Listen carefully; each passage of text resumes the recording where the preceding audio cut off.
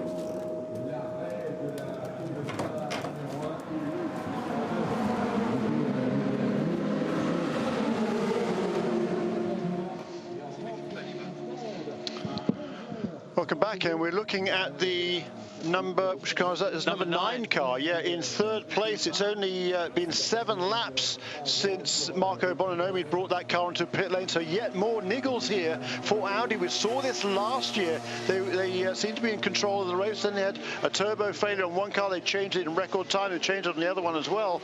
They ended up winning the race still, but we've had just little niggly problems, Sam Hancock, haven't we, from this, from the Audi, all 3 Audi cars. Yeah, just at the same time though, we're looking on circuit at Lotterer, right up the gearbox of Timo Bernhard. There's a lap between them, but Lotterer is desperate to get that lap back, which with 3 hours 26 minutes remaining, that's a significant move because that clears up. He's clearly on a charge, isn't he? He's absolutely going for it. They've sensed, actually, we've heard actually the radio calls from Porsche to their drivers in the last few hours. Exact comments. Did it work normal when you switch the hybrid off? It looks like yes, but I had a really big split spot or something wrong on the front right, because it was non-drivable, like a flat spot or exploded tire. Right, good feedback back there from Marco Bononomi. It was like as though his engineer's radio call just 5 minutes ago saying, good work, you're the fastest Audi driver, we could be in chance of a podium here.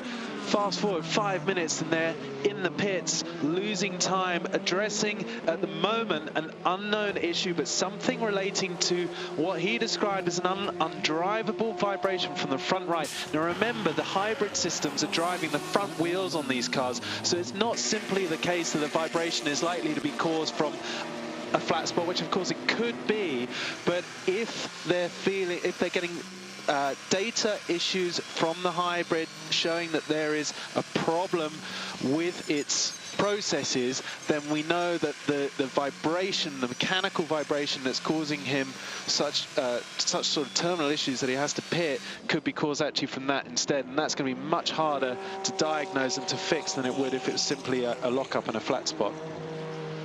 Well, joining us in the booth, and I'm not quite sure where he's finding the time for any of this weekend's, never mind to meander away from a garage that is clearly a very busy place, is Nissan Nismo's Darren Cox. Darren, what kind of a debut has it been for the car this week? It's been pretty full on.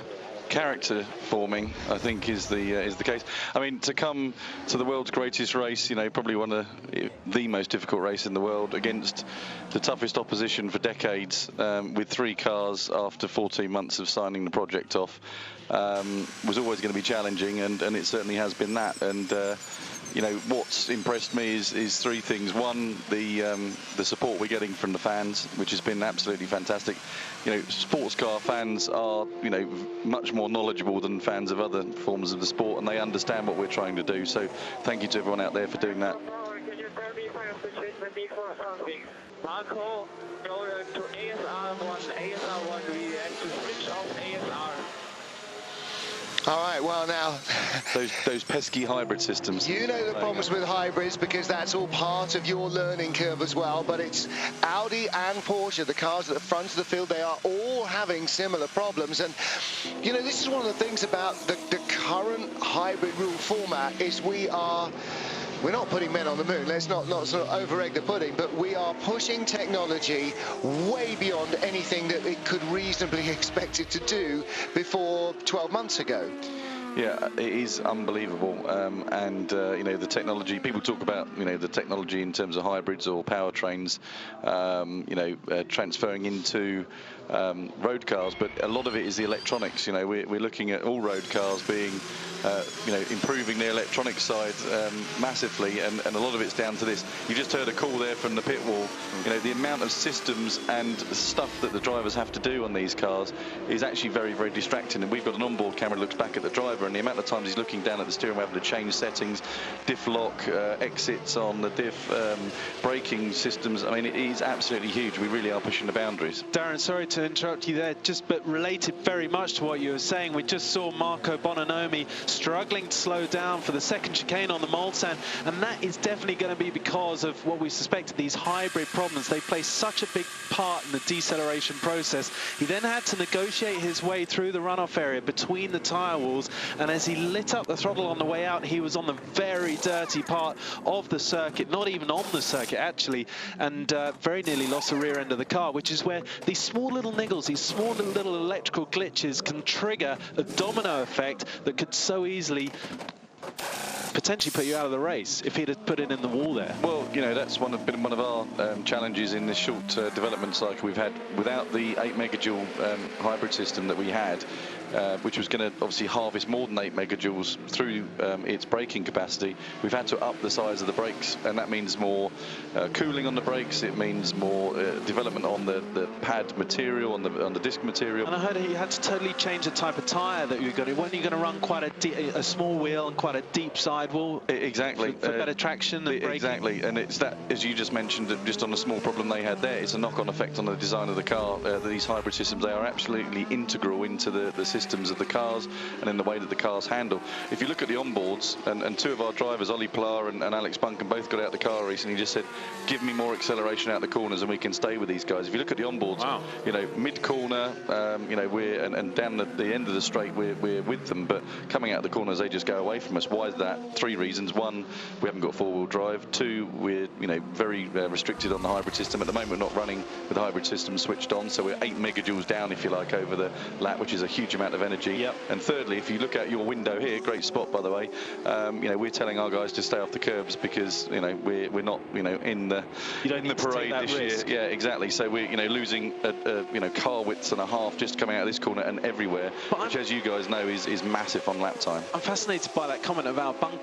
Are they talking about, for example, through a sequence of corners like the Porsche curves, that they can stay with the factory Porsches? Well, no, I'd say Porsche curves is what would be a normal development process. You know, we've got to find more downforce in the quick stuff, but that would come, you know, with the development of the car. What's just frustrating for these guys is going through, you know, the Mulsanne corner or the chicanes, you know, right behind someone, under braking with them through the corner and then just seeing them disappear onto the horizon, and you know, there's nothing that drivers can do. That was the second bunch of guys I wanted to say what a good job. You know, we've got a very young driver lineup. You know, we did that on purpose, so they've got, you know, a good future on this program, and they've all behaved like, you know, seasoned professionals that they are, but, you know, really, really maturely. And I've said to them all, a lot of them are racing next weekend. I said, you're not racing this weekend. You know, Jan going racing GB3 next weekend, Al and Mark Szulzicki going racing GT3 at Paul Ricard next weekend, and Lucas is racing in Thailand next weekend. Boys, go and have your fun next weekend. Yeah. Go and race. This weekend is all about getting as many laps as possible and keep going round, and they've been fantastic. And the third lot of guys that I must thank massively is the guys in the garage. They, you know, have the guys in the 22 car woke up on Friday morning and haven't been to bed yet. I like the fact I saw in the pit lane that they put a big mark through your eat, sleep, race, repeat. You can imagine which word had a big bit of black tank tape across it. Yeah, the food in the catering is quite good, so it's not that one. We are racing, so it must be something else. Yeah, these guys have worked like Trojans, and you know, they deserve to see at least one car go over the line just as a reward for their efforts, and yeah, that's what we're hoping to happen. Well, it's a testimony to your unbelievable driver development program program, the coaching program and its intensity, let alone the caliber of it that it must have to groom these guys that have such little experience behind them. We've been talking a lot about Gaëtan Payetot and obviously the more established guys like Lucas and Jan. I mean, they are performing like seasoned professionals that should have far more years of racing at this level under their belt. What is it that you guys do? We'll come back to this. Can you tell us what is the situation with the car number 9? We saw it pushed into the box. Yeah, the driver of the car number 9 complained that he has a strange feeling on the front axle. And we know that since about 1 hour, the hybrid system on this car is going on and off, and it's not always in the same motors as it should be, which brings different feedback to the driver. But he complained so much, and we wanted to make sure that there is nothing on the suspension. So we just checked the front suspension and the steering to make sure that everything is fine, this is okay, and then we send him out again. He has to adapt to it. It's not easy, but he has to adapt. Do you think it could be related to the fact that the track now is quite wet in some parts? Sorry? Do you think that it could be related on the fact that the track is wet on some parts? I don't think so. I don't. So this has nothing to do. This is an additional risk for all the drivers, but it's the same for everybody. Thank you, Dr. Ulrich. Thank you, Adelaide. Well, Darren Cox is with us, and you're not in a class of one where your hybrid is starting to play fancy tricks with you. You know, the software engineers are the guys that really have to get on top of this technology, because the kind of the hardware, the batteries and all that is there, but it's making these things work. It's the systems that need to come. By the way, everybody at home, apologies for problems. If you're having problems hearing the team radio, we are too here. Eurosport don't produce the pictures. We don't mix the sound, I'm afraid. We do have no effect on any of that, so I'm sorry for that. Do bear with us. Listen now, I know the land of the living dead, or otherwise known as the Nismo Garage full of mechanics, is going to do everything they can not to let this racetrack beat your cars. We wish you the very best of luck. You're getting so much sympathy, support and friendship because open doors bring people in, and that's exactly what you have produced with this program. A lot of prestige, a lot of interest in Nismo's program. We wish you the very best of luck. We'll be back with more on the other side of this. Don't go away.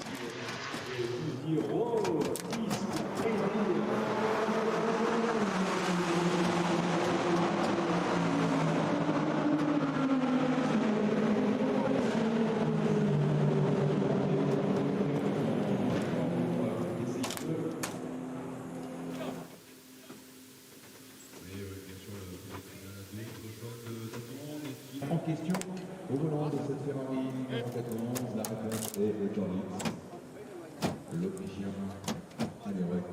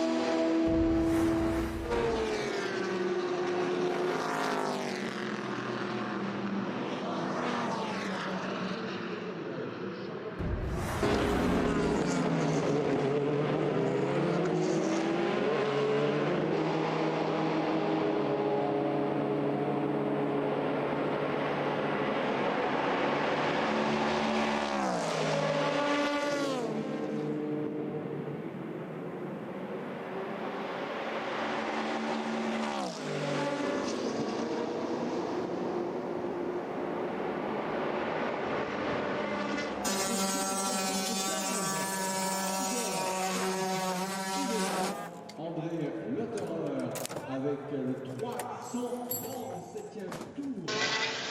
Welcome back to Eurosport. Jeremy Shaw with you. We've got 3 hours and 13 minutes to go, and incredibly, we heard just a few minutes ago that Andre Lotter was on a charge. Well, he's not. He really is on a charge because he's just at the fastest lap of the race, a 3 minutes 17.475. Not bad on lap 337, I would suggest.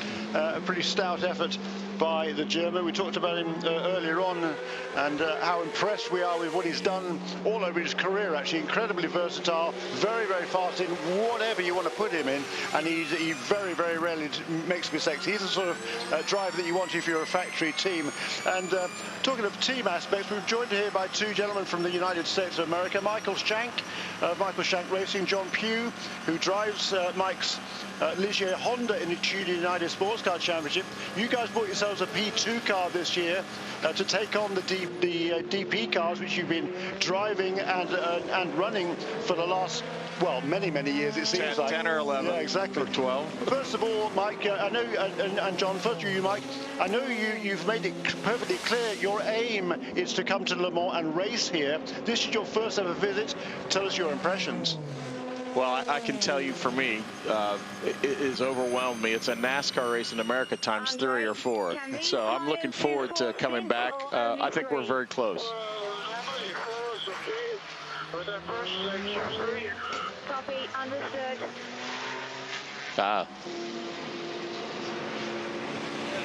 So, yeah, carry on.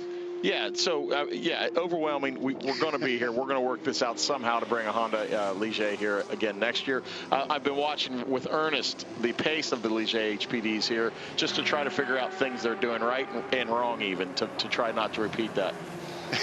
John, have you been to this race before? First time here, yeah. And I'm overwhelmed as well. Really? It's an amazing race, amazing place. Right, 3 stints, keep pushing. Good, he's got the all clear to keep pushing for Andre Lotter there from his race engineer Lena Gade, and yeah, the whole atmosphere about the place. I know you've heard a lot about, you've heard the stories of the history of the place, but the atmosphere really is it's what gets you, isn't it? It's something you don't know until you get here and see it. It's unbelievable. What time did you leave the track last night? What time? 11 p.m. How long did it take you to get out? Oh, hours. Yeah. Hours. That's the eye opener, isn't it? Yeah. There's so much to learn here, Jeremy. We have learned, every day we learn more things that are filling my brain and my iPhone with. It's all the little things that people from Vanessa over at the hospitality to where we sleep to how to do a pit stop to how the rules differ so here compared to the U.S. There's so much to take in. I'm lucky I have a 30-40% gain because I'm with Ligier. I have an on-rope relationship. So we can take 30 or 40% off the table right away because of that. And that's one of the reasons we chose Ligier in the first place. Just talk a little bit about, John Pugh, about the racing we have in the States. The classes are very similar. We have the GTE cars over there. We have GTD, which is basically GT3 cars. And we have the prototypes, which is a mix of Daytona prototypes and P2 cars. And how they managed to get that mix, that sort of balance of performance, if you like, between the DP cars and the P2 cars. Everybody said originally, when they said that's what they were going to do, it's going to be impossible. Your take on how that's come about? I thought it was impossible, too. Being a DP driver for 6 or 7 years, there's certainly a big difference.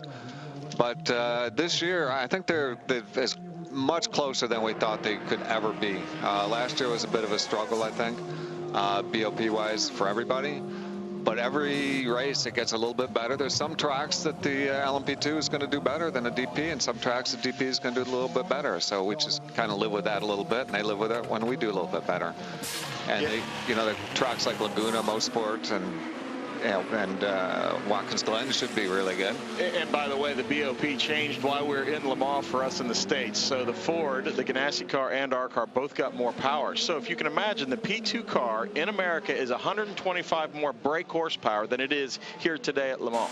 So imagine a P2 car with 100 more horsepower. I think you could be up in the privateer P1 range time-wise, potentially. Yeah, that's. I mean, there's been a lot of talk, hasn't there, over this last week about the future of P2, particularly here in the ACO and as it relates to the World Endurance Championship. Sure. And then let's talk about that aspect of it first of all. What's your take on what they're trying to achieve with the new rules for 2017? I love the idea of us being able to come here freely, or if we want to go to Fuji or we want to go to Brazil. I love the idea we could take our cars there.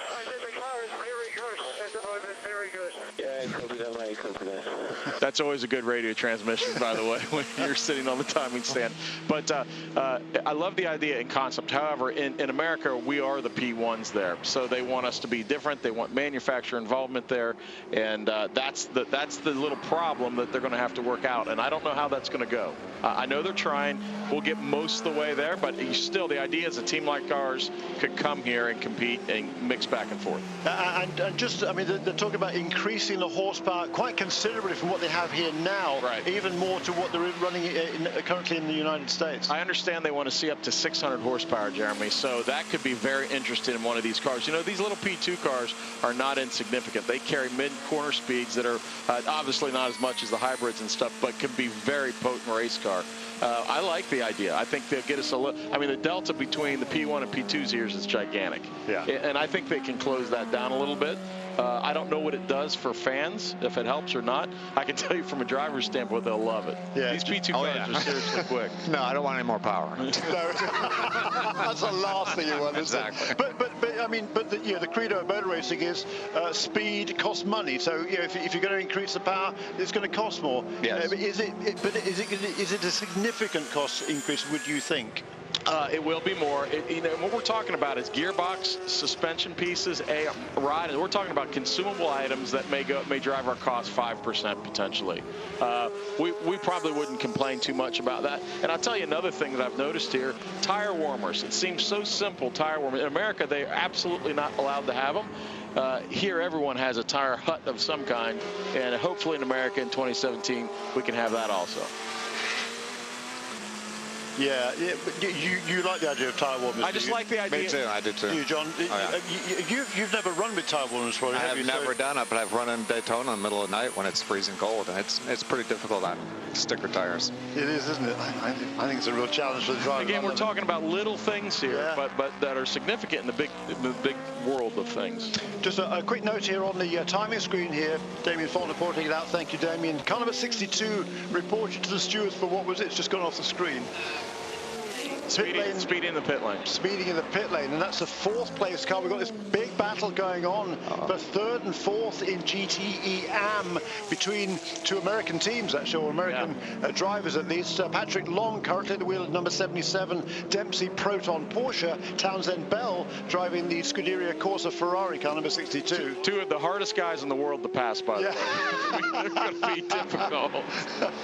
They're fabulous battle. And Townsend Bell, I think it's just been recently overhauled by Patrick Long, but it's been a battle that's been ongoing, and that penalty is going to cost them dearly because this race has all been about, Mike Shank, hasn't it, making least mistakes. I can't believe this. How many times do we sit in meetings and talk about this? And I've seen so many mistakes here, and I'm sure we'll do one or two of them ourselves, but you sit in meetings for hours to talk about how not to do this. We've produced a Bible so drivers can actually study for things like that, but sometimes pit speed limiters go off. But what I noticed also is the very aggressive nature of the P1 cars against everybody else. They seem to cause a lot of issues out here too, in a lot of ways. Yeah, they do. Certainly, the racing is intense. We're just over 3 hours to go. 3 hours and 5 minutes remaining in this race. So that's still the length of one of our normal Tude United Sports Car Championship races in the United States, John Pugh. And you've done. We're just going to take a quick pause here and just recap what's happening in the front of the field here. 341 laps completed now by Earl Bamber in the number 19 Porsche, and the Timo Bernhard in second place. So it's a Porsche 1-2 and an Audi 345.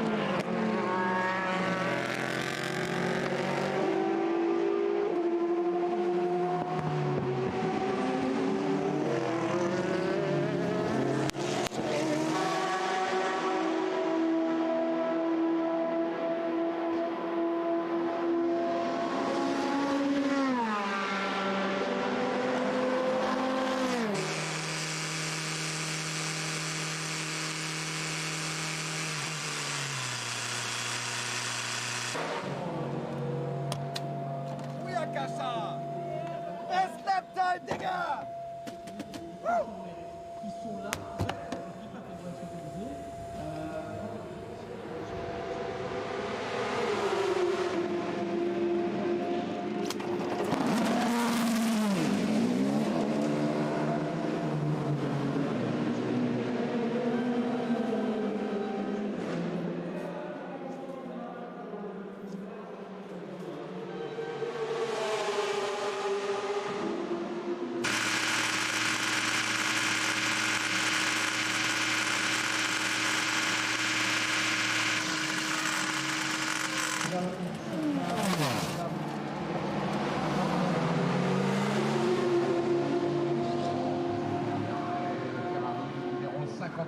Et l'arrêt de la pour le numéro 64, l'arrêt des voitures 1 et 2 dans le classement des jeux de groupe. Alors pour savoir qui va repartir devant, et on rentre le numéro 9.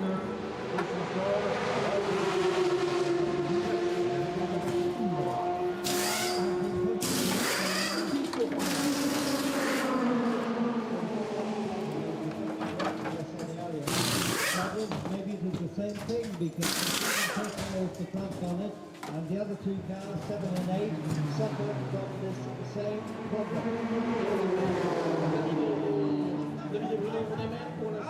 Les éléments du train avant qui permettent, vous savez que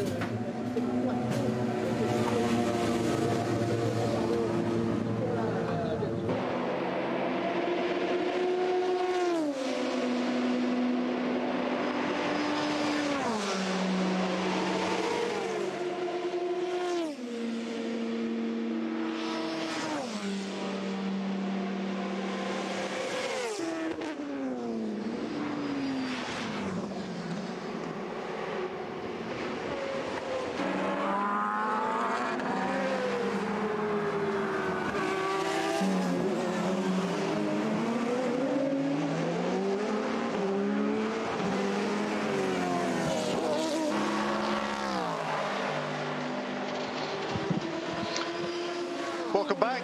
We've just had pit stops for just about everybody, actually. Our race leader, Earl Bamber, has been in the pit lane. Andre Lotter has been in the pit lane, a third-place car in the Audi. But look, we're watching the battle on the screen now. It's for third place in GTE AM. Patrick Long has it, and Townsend Bell wants it back again. This is a super battle. It's been raging for much of this race. These two contenders are 2 laps down on the leader in GTE AM. That is still the Aston Martin car number 98, Pedro Lamy at the wheel of that car now, with almost exactly 3 hours remaining in this race.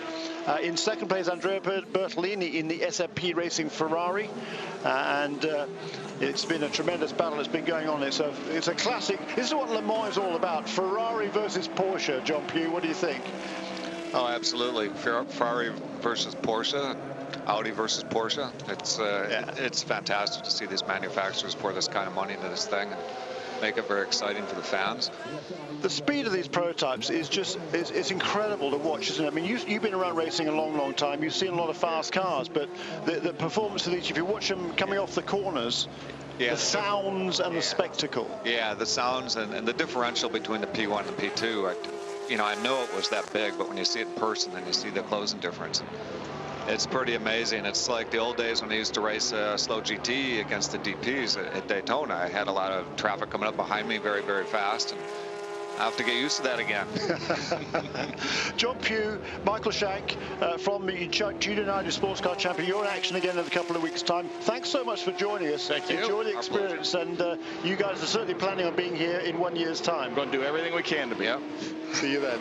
Cheers. Thank you. So just slightly under now, 3 hours to go in this motor race, and the Porsches are in control. It's a 1-2 for Porsche at the moment. 1 lap separates the number 19 car from the number 17 car, and then the 3 Audis right behind them in nose-to-tail formation. Marco Bononomi, though, that car number 9, it's had problems for, it's got to be 3 or 4 hours, we've heard, maybe even longer than that. They've had problems with the harvesting systems, particularly with the hybrid system on this car.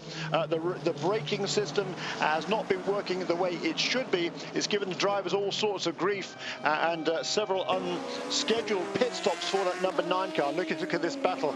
It's raging on again as the GTE AM third place battle continues. It's Patrick Long in the Porsche for Patrick Dempsey Racing, along with Proton Competition here in Germany. Here in Europe, and Townsend Bell in the Ferrari. There is Patrick Dempsey watching on from the pit lane. He's, I think, probably done his work by now. He's just going to sit back and watch the final stages of this race and hope that his driver, Patrick Long, can come away with a podium finish. They've come, well, Patrick Dempsey has come very, very close in the past. Patrick Long knows how to win. He has won twice in 2004 and 2007. He's finished second in 2005. A couple of fourth place finishes as well, including a couple of years ago with Patrick Dempsey when they finished fourth in this class, and they were in contention to get a podium finish on that occasion as well. Joined there again by Mark Cole and Damien Faulkner. And Damien, Patrick Dempsey and this whole team have done a really good job again this weekend. And how crushing would it be if they don't get that podium that they really do deserve? Well, we just spoke about them earlier, actually. They've always been hovering around this third and fourth spot for virtually the entire race, but I know these two Americans well here, in Patrick Long and Townsend Bell, going back as far as 2001 when I raced Indy Lights, and Townsend's just trying to get through into Arnage, but doesn't, having a look. Yeah, these guys are really in the top of their game. They both want that podium. Really hard racers, really professional. So this is an epic battle here. It just looks like, I think Townsend in the Ferrari has a little bit more front end, a little bit better balanced. And you can see Patrick, they've both gone into the Porsche Curves right now. You'll see at the very end of the Porsche Curves, well, I think they've got the double left and the next right. Patrick Long seems to have a bit of understeer just here.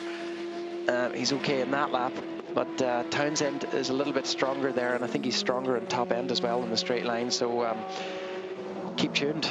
We haven't seen the end of this. And Jeremy, you say how sad it'd be for the Dempsey team if they didn't get that podium. How sad though for Porsche too if they didn't get that win at the top after all the work they've done. And just a little interesting fact, no petrol engine car has won here for 10 years now. Audi and Peugeot have dominated everything. Porsche, of course, is petrol. Interestingly, only 9 marks in the history of the race have won the race from pole position. So, is that right? Yep. Oh, not 9 times, just nine Only 9 marks. Okay, fine. And you were talking about earlier on the last time a 4-cylinder car won this race was... Did we ever find out? Oh, it was a Bentley, weren't you? I thought you were telling me that earlier on. Yeah, that must have been Neville, I think. Oh, yeah, maybe it was. What about the last time a 2-litre engine won this race? Yeah, let's be clear about this pole position. Only 9 times has the race been won from pole position. That's what we're saying. All right. They've had 10 in 83 attempts, or 82 attempts. Oh, no, it's a bit less than that, because they didn't start setting pole by qualifying times until 1963, and then the cars were just lined up and told to go. So, anyway, just a useless fact. And very good. So, they starting from pole, they are petrol engines, so they would create new records. Damien? Yeah, I just see Townsend pull to the other side of the track there into the clean air. Obviously just trying to get a bit of cooler air, and that's at the Ford chicane, a slow-mo of the 2 cars.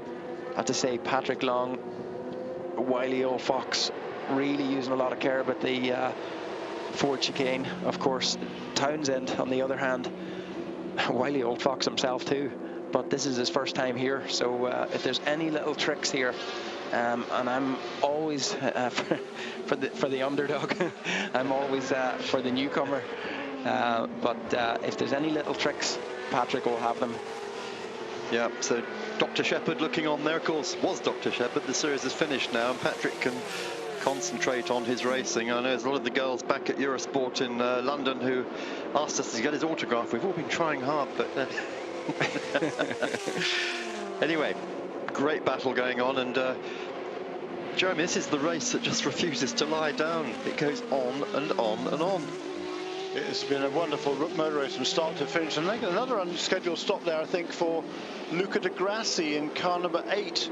Came in last time around. He was only on pit lane about 4 laps ago. So, boy, it's all going pear-shaped in these final 4, 5, 6 hours of this motor race. For Audi, they were odds-on favourites all the way through the beginning stages of this race. Okay, the Porsche started from the pole and led early on, but then the Audis came on strong. They were able to use their tyres more efficiently than were the Porsches, and it was looking all the way that it was going to be an Audi victory. Yeah, I mean, those of us who were at Silverstone and Spa, we were confident Audi would just walk this, having seen the way they dealt with Porsche there. Porsche were much, much faster, but Audi were better managed in every department, and particularly on tyres.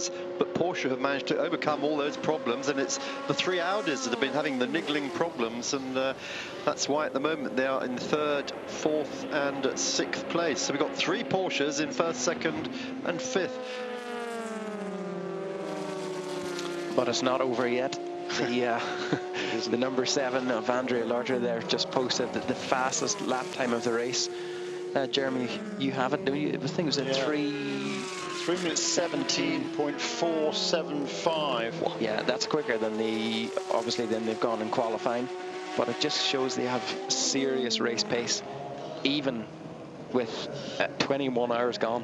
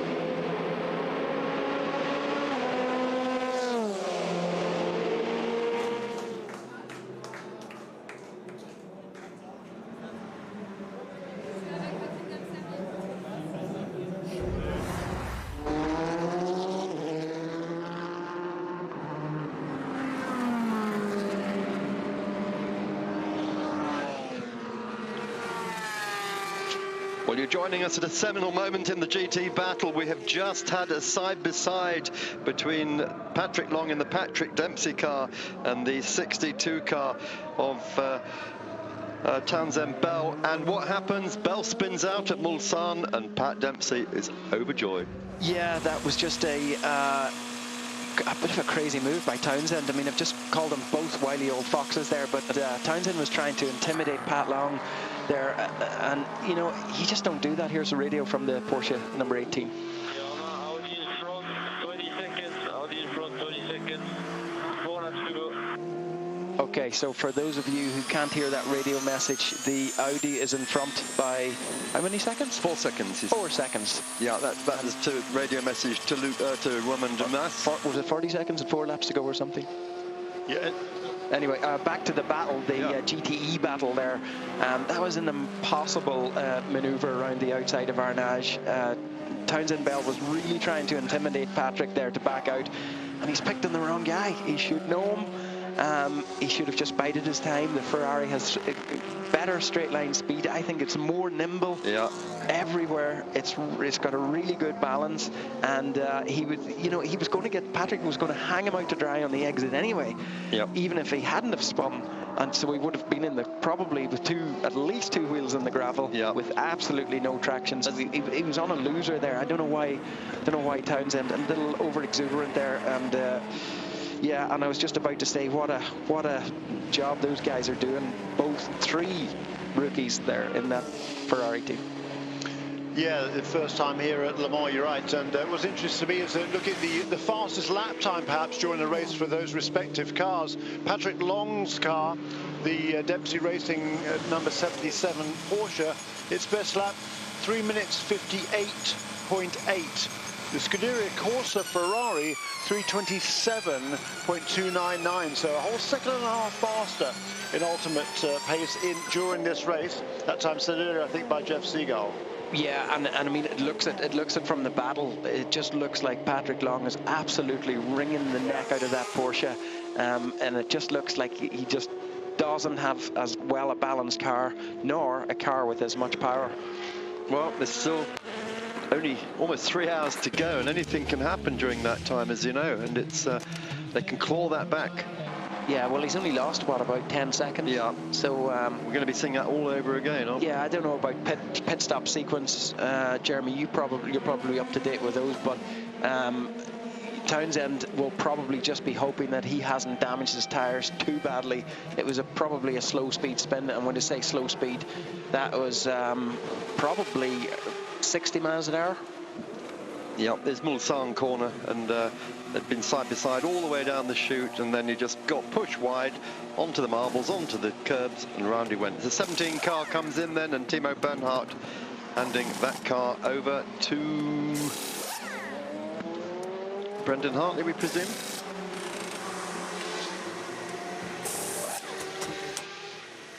Indeed it is.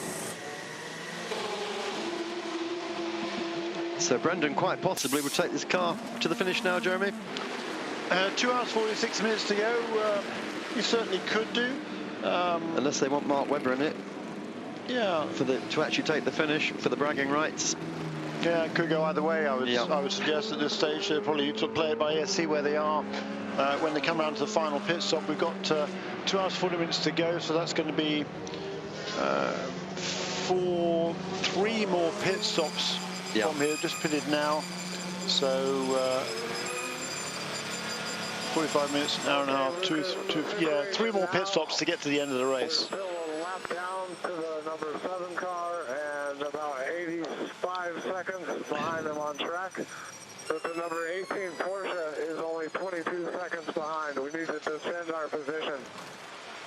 So if you could hear that, that's Dumas being told that the number, which Porsche was it? Yeah, Luca de Grassi, I think, being told. De Grassi, yeah. De Grassi, sorry, that being told that the Dumas Porsche is only just behind. So he's got to defend his position. Yeah, valuable information there. And just getting back to who's going to finish in the 17. I think we had this discussion last year. Strategically, when they plan out the driver rota, they'll try and put the strongest driver that they believe that they have out of the trio in at the end. Well, and that's because if it comes down to a race, they'll want the fastest guy. But that'd be Timo Bernhardt, who's just got out. True. But you know, maybe they have other intelligence that we don't have. The other thing, of course, they're super closely matched, all those drivers. Of course, I mean, there's nothing to choose between them. They can all turn the fast laps, and I think it's kind of shown this race early on. The pace that Mark Webber was setting wasn't particularly stellar, we didn't think.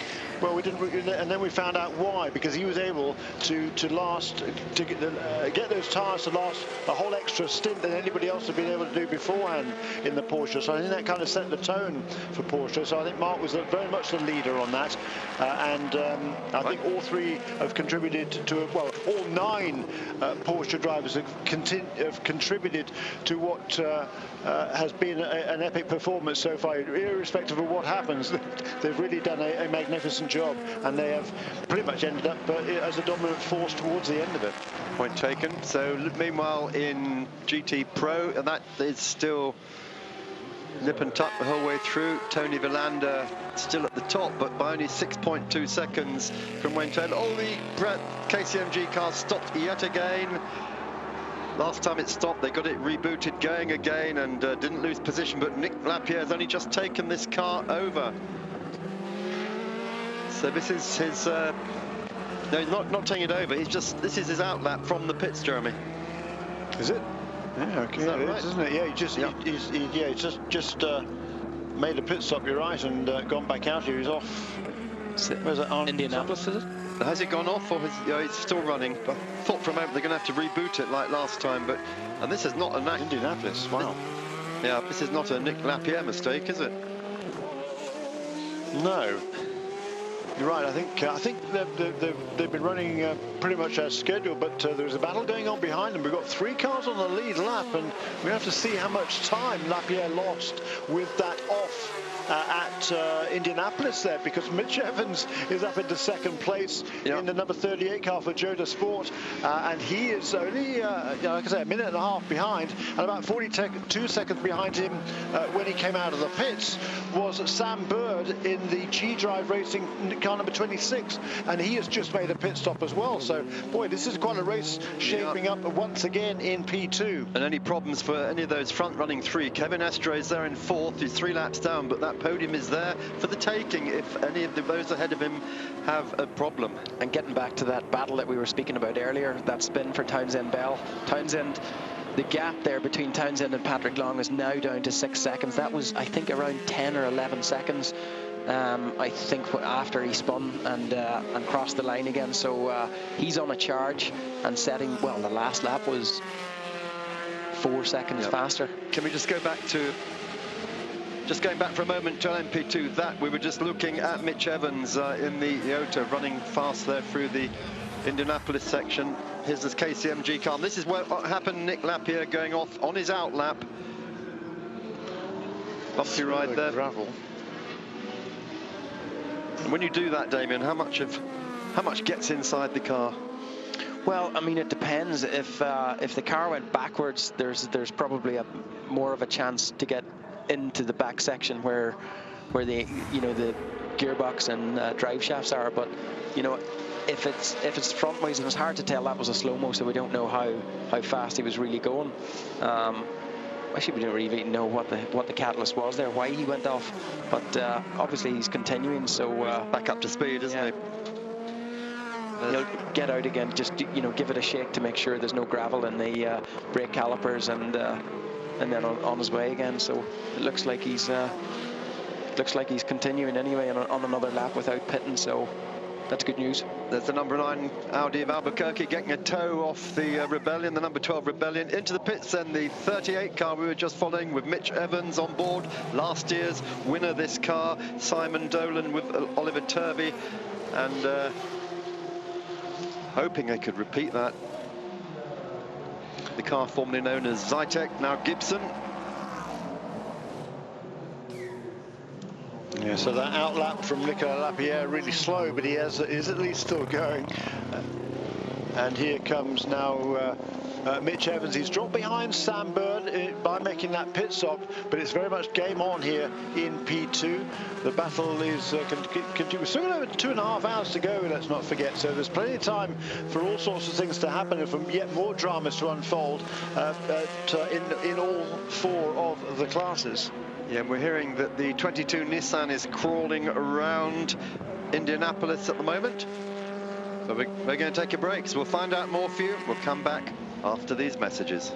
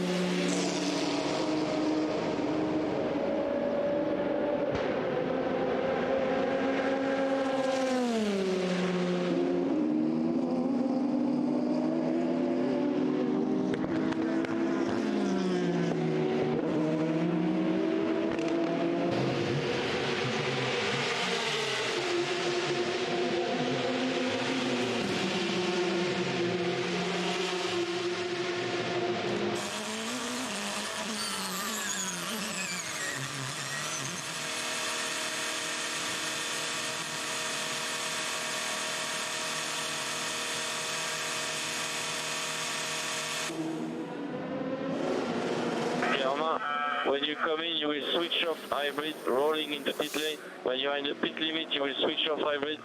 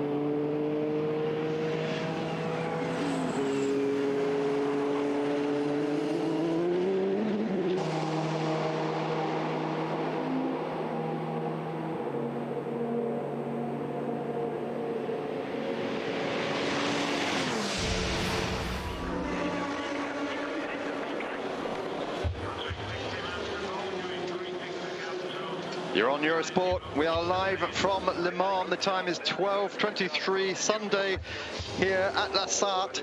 And the race has just 2 hours and 35 minutes left to run. And what a 24 hours it's been here.